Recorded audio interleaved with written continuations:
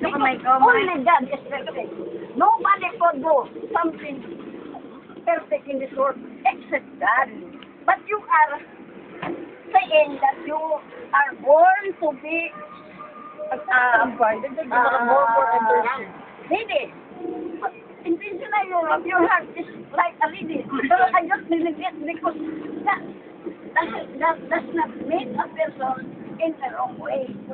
He makes it correct para all the people in this world will do something, and there is no trial will go on.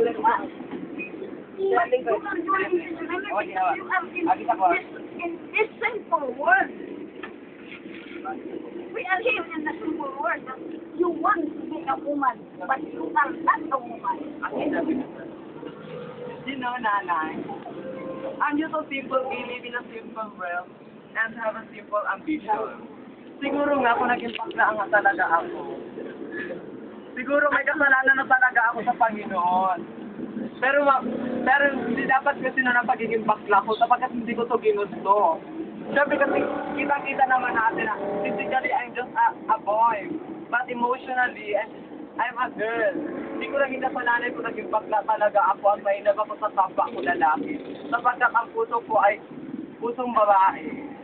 At saka, hindi ako nagpapauso sa mga demonyo. Pero, in this world, God is really perfect. God doesn't make a mistake. He makes us to be a right person in this world. Patapat niya si Bibi.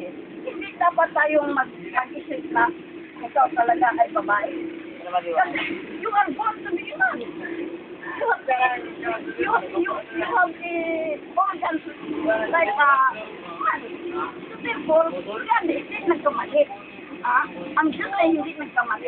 But your presence of mind, your heart is only depending on the simple word. Because in this world, in this wild world, we are sinful. We want to do something which is not given by the Lord, and we are doing something which we are in our mind, but it is not commanded by the Lord to be a bias. Because in the history of the Bible and even the Catholic Bible or everywhere, basta there is no backslash na inalagay doon at ang tungkol, hindi daw siya nagkamali sa paggawa ng tao. Kaya dapat magkamali ang tao sa pag-isga ng kanyang sarili. Dahil, pero hindi utos ng Diyos. Hindi ko ginusto ito. Subalit, kung nagkamali man ako, kailangan mo na lang tanggapin na bakla talaga ako na.